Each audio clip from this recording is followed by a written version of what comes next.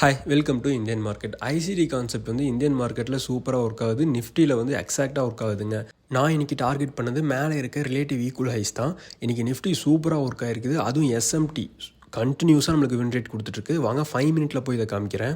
எந்த ஒரு இண்டிகேட்டரும் தேவையில்லைங்க. ஒன்லி ப்ரைஸ் அண்ட் டைம் தாங்க ஐசிடியில் ஸ்பெஷல். உங்களுக்கு ரொம்ப நாய்ஸ் எதுவுமே இருக்காது. பார்த்தீங்கன்னா நிஃப்டி வந்து எஸ்எம்டி வச்சுருக்கா, அதாவது லோவை எடுக்கல. இதே நீங்கள் ப்ரீமியம் சார்ட்டில் பார்த்தீங்கன்னா அந்த லோவை எடுத்திருக்கும். இருங்க, ப்ரீமியம் சார்ட்டில் காட்டுறேன், அது எக்ஸாக்டாக உங்களுக்கு புரியும். இது ப்ரீமியம் சார்ட்டு. பார்த்தீங்கன்னா இதில் வந்து லோவை வந்து மார்க்கெட் எடுத்திருக்கு. ஆனால் அதில் வந்து லோவர் லோ எடுக்காது, லோவர் ஹை வச்சுருக்கும். ஸோ எக்ஸாக்டாக டார்கெட் அடிச்சுட்டு தான் ரிட்டன் ஆகிருக்கு. இருங்க, இன்னும் கிளியராக நான் வந்து எஸ்எம்டியை காட்டுறேன் எப்படின்ட்டு. இதில் பார்த்தீங்களா லோவை எடுக்கல. அதே ப்ரீமியம் சார்ட்டில் பார்த்தீங்கன்னா லோவை எடுத்திருக்கும். பட் இது நடந்துச்சுன்னா ப்ரைஸ் ஆக்ஷன் ஃபாஸ்ட்டாக இருக்கும். அண்ட் எல்லா இடத்துலையுமே நம்ம பார்க்கக்கூடாதுங்க, கரெக்டான லெவல்ஸ்லாம் பார்க்கணும். இதுலேயும் கூட பார்த்தீங்கன்னா எனக்கு ஒரு பிஇ என்ட்ரி கிடச்சிச்சு. இதுவும் அதே எஸ்எம்டி தான். பட் கன்சால்டேஷனாக இருக்குன்னு சொல்லி நான் வெளியே வந்துட்டேன். ஆனால் அது டிபி ஹிட் ஆயிடுச்சு.